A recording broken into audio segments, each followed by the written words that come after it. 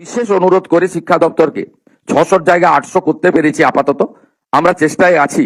মাননীয় শিক্ষামন্ত্রী প্রহ্লাদ যোশীজি তিনি শীঘ্রই এখানে আসবেন এবং তার সঙ্গে আমার যোগাযোগও হয়েছে এবং আমাদের মন্ত্রী মহোদয়কেও আমি দিল্লি পাঠাবো। তিনি কথা বলার পরে আরো যাতে এখানে পিএম শ্রী স্কুলের সংখ্যা বাড়ানো যায়। আমরা ইতিমধ্যে 200 বাড়তি পেয়েছি। মাননীয় ধর্মেন্দ্র প্রধানজি প্রাক্তন শিক্ষামন্ত্রী এবং শিক্ষা প্রতিমন্ত্রী এই রাজ্যের সাংসদ ডক্টর সুকান্ত মজুমদারের বিশেষ সহযোগিতায় 200 আমরা বৃদ্ধি করতে পেরেছি। আমরা চেষ্টা করছি আরো বৃদ্ধি করার, আমরা লেগে আছি। আমরা আশা করছি ভবিষ্যতে সুযোগ পাবো। পিএম পোষণ মূলত মিড ডে মিলের কর্মসূচি। এই কর্মসূচিকে কেন্দ্র করে যে বৈষম্য ছিল আমরা দূর করেছি।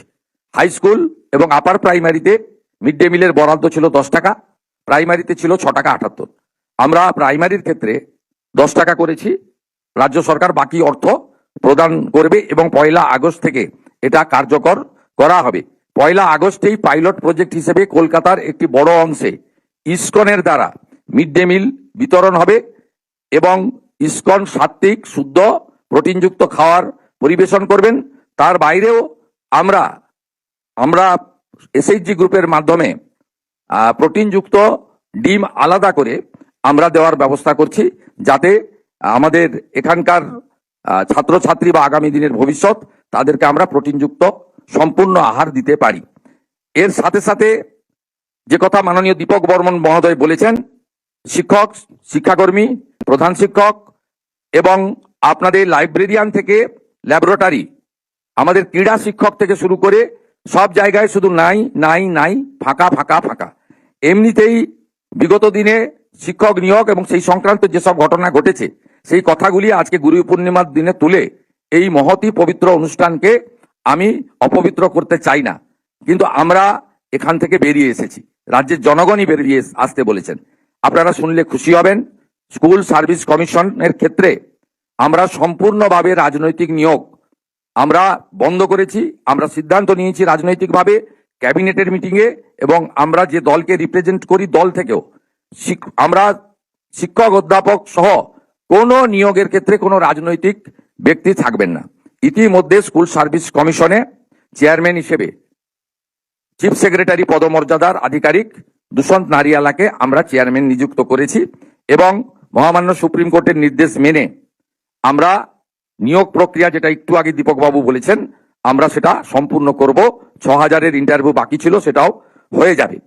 এবং এক্ষেত্রে আপনাদের জেনে রাখা দরকার, আগে যে ওবিসির ভুল নীতি ছিল সেখান থেকেও আমরা বেরিয়ে এসেছি। আমরা বিধানসভাতে আইন করেছি এবং সুপ্রিম কোর্ট থেকেও এক্সিট নিয়েছি। তাই আগামী দিনে নিয়োগের ক্ষেত্রে কোনো সমস্যা থাকবে না। আমরা বিশ্বাস করি বজেটে মাননীয় অর্থমন্ত্রী যে ঘোষণা করেছেন, এই 12,000 শিক্ষক শিক্ষিকা নিয়োগের পরে আরো অন্তত 38,000, অর্থাৎ এই অর্থবর্ষে ধাপে ধাপে 50,000 শিক্ষক শিক্ষাকর্মী, অধ্যাপক অধ্যাপিকা অর্থাৎ শিক্ষা ক্ষেত্রে আমরা ধাপে ধাপে নিয়োগ করতে পারবো এবং অত্যন্ত পরিচ্ছন্নতার মধ্য দিয়ে। অর্থাৎ আমাদের no teacher school, single teacher school এবং বিভিন্ন বিষয় যে শিক্ষকদের অভাব রয়েছে সেটা পূরণ করব।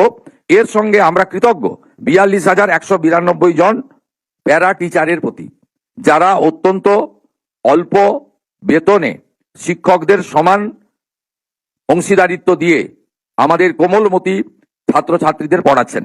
এই বাজেটে তাদের মাসিক সাম্মানিক 5,000 টাকা বৃদ্ধি করা হয়েছে, যেটা আগামী আগস্ট মাস থেকে কার্যকর হবে। আমাদের বর্তমান স্থায়ী শিক্ষকদের ক্ষেত্রেও আমাদের 7th পে কমিশন তৈরি করা হয়েছে অবসরপ্রাপ্ত আইএস নবীন প্রকাশের নেতৃত্বে, এবং তারা দ্রুত যতটা সম্ভব তারা পে কমিশনের রিপোর্ট দাখিল করবেন। এর সাথে কেন্দ্রীয় সরকারের সঙ্গে ডি এর যে তফাৎ ছিল 42%, আমরা 20% দিতে পেরেছি। অর্থনৈতিক অবস্থা রাজ্যের ভালো নয়, ধীরে ধীরে এই গ্যাপ আমরা মেকআপ করব। এবং আমরা অর্থমন্ত্রককে বলেছি যে পুজোর মাসে ছুটি পড়ার আগে অক্টোবরের বেতনে যদি এটা যুক্ত করে দেওয়া যায়, তার প্রচেষ্টা আমরা নিয়েছি। এই বিষয়গুলো এই কারণে বললাম, শুধুমাত্র বিদ্যালয়, ছাত্রছাত্রী, শিক্ষক শিক্ষিকা নয়, সকলের মিলিত প্রচেষ্টায় বিদ্যালয় পরিচালক ব্যবস্থায় স্বচ্ছতা এনে আমরা সামগ্রিকভাবে শিক্ষা ব্যবস্থাকে একটি সুন্দর শিক্ষা ব্যবস্থায় পরিণত করতে চাই। আমরা উন্নয়নের দিকে নজর দিয়েছি। শুধুমাত্র নতুন নতুন বিল্ডিং তৈরি করা নিশ্চিতভাবে আমাদের আগামী দিনের পরিকল্পনায় থাকা উচিত, কিন্তু যা আছে সেটা কিন্তু ভালো নেই। এখনো বহু বিদ্যালয়ে আমাদের এখনো পর্যন্ত ইলেকট্রিক কানেকশন নেই এমন সংখ্যাও আছে এই 80,000 বিদ্যালয়ের মধ্যে। এমন অনেক বিদ্যালয় রয়েছে যেখানে গ্যাস কানেকশন নেই, মানে আমাদের মিড ডে মিল তৈরি করার ক্ষেত্রে। এমন অনেক বিদ্যালয় রয়েছে যেখানে পরিশ্রুত আর্সেনিক মুক্ত পানীয় জল আমরা দিতে পারিনি।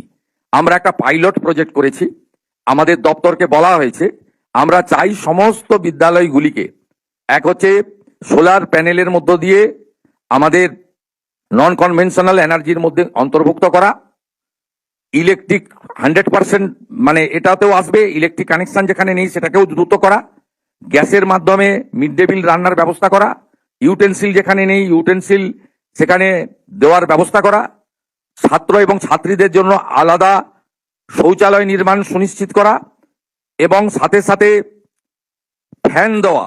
মানে আমাদের বিশেষ করে পুরুলিয়া, বাঁকুড়া, বীরভূম এলাকাতে, আমাদের রাঢ়বঙ্গের ওই বিস্তীর্ণ এলাকাতে গরমের সময় যে ধরনের কষ্ট পান আমাদের সমস্ত যারা বিদ্যালয় ছাত্রছাত্রীরা বিশেষ করে, সেখানে আমরা ফ্যান বিতরণের জন্য বলেছি সব জায়গায় অগ্রাধিকারের ভিত্তিতে ফ্যান দেওয়ার ব্যবস্থা করা। এই ছোট ছোট কাজগুলি কিন্তু এর প্রাসঙ্গিকতা এবং উপযোগিতা অনেক বেশি, এই বিষয়ে আমরা অগ্রাধিকার দিয়েছি।